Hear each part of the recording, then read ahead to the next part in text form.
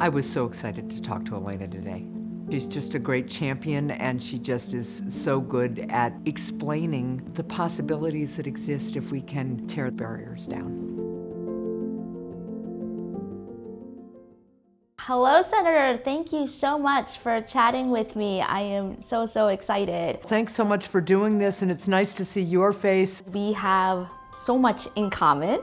We are both moms, and specifically we're both moms of disabled children, and that experience has led us to advocacy. And so I wanted to have this mom-to-mom chat with you. Let's talk about Ben. Tell us about Ben. How's he doing?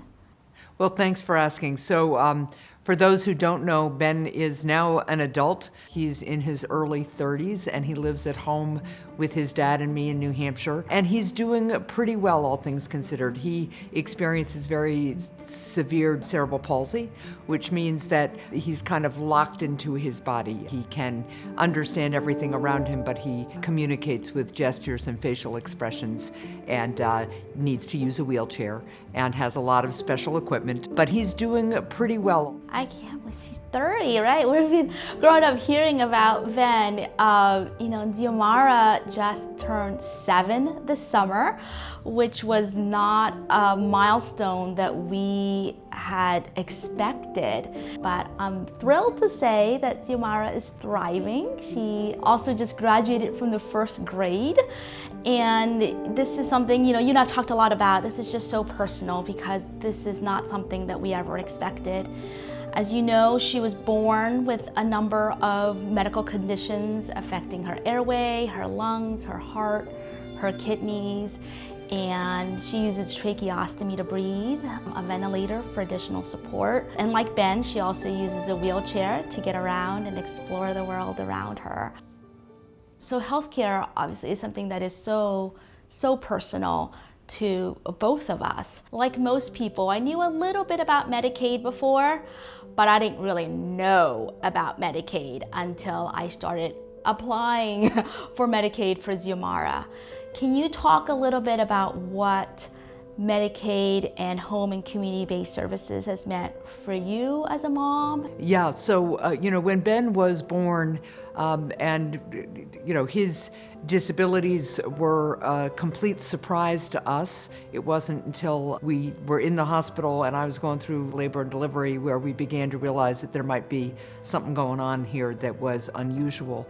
And for the first really 6 or 7 years of Ben's life, we dealt with his medical condition and his needs all through the private insurance that my husband's employer provided. We didn't even realize that Medicaid and additional home and community-based services were an option for us. It wasn't till Ben had a feeding tube put in that somebody said to us, Ben probably qualifies for Medicaid services even though you as a family would not. And what Medicaid allowed our family to do is keep Ben at home with home care being provided, funded by Medicaid, because most private insurance doesn't pay for it in this kind of circumstance. When Xiomara was discharged from the hospital, from the NICU, she spent the first 5 months of her life in the neonatal intensive care unit. She was no longer sick enough to be in the ICU, but she was still sick enough to require 24-hour skilled care, specifically for her tracheostomy. And that meant that 24 hours a day, somebody who was trained in trach care needed to be with her. And what I didn't realize then was that caring for her was really a matter of life and death, round the clock. And so having that home skilled nursing really was life-saving. So you and I are both lawyers by training, but we have spent so much time at hospital bedsides and in doctors' offices, and we've learned a lot on how to advocate for our kids. I began advocating for Ben in a doctor's office, in a hospital, and then at school. I still remember the question I asked, how do you know Ben's learning? And really changing the conversation about how we were holding him to educational standards, right? So what you learn is that inclusion is challenging. How do you make sure that the most vulnerable people in your community are included so that they can shine too. And you get stronger when you do it right. And that's what really motivated me to run for office, and that's the experience that I try to bring to the role. I love it. I love the personal advocacy leading to public advocacy.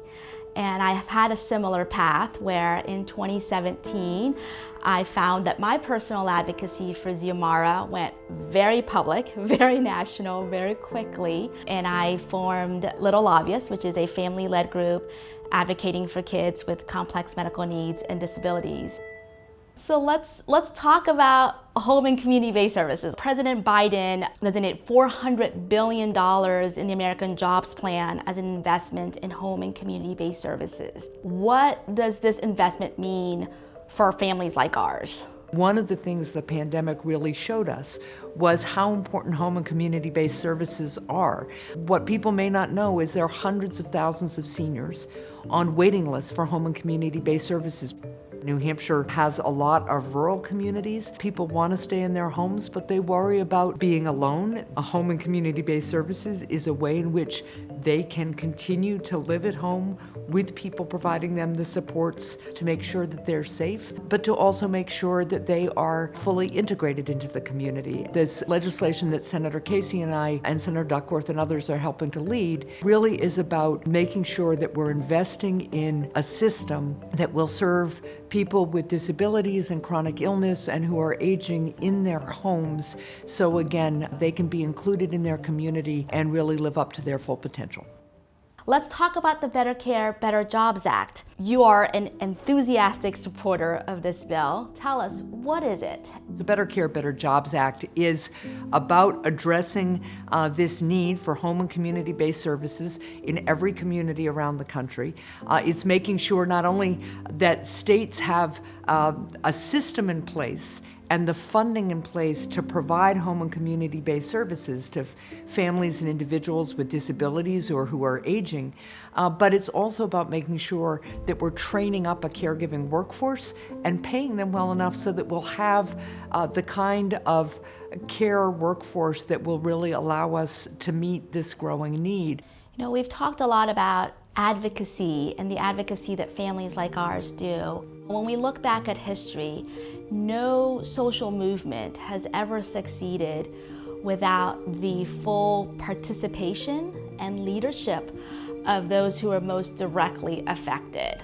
I think this is certainly true of the disability community. And so I want to ask you, from where you sit, how does the role of lived experience play side by side with the data and statistics that you look at when you look at policy?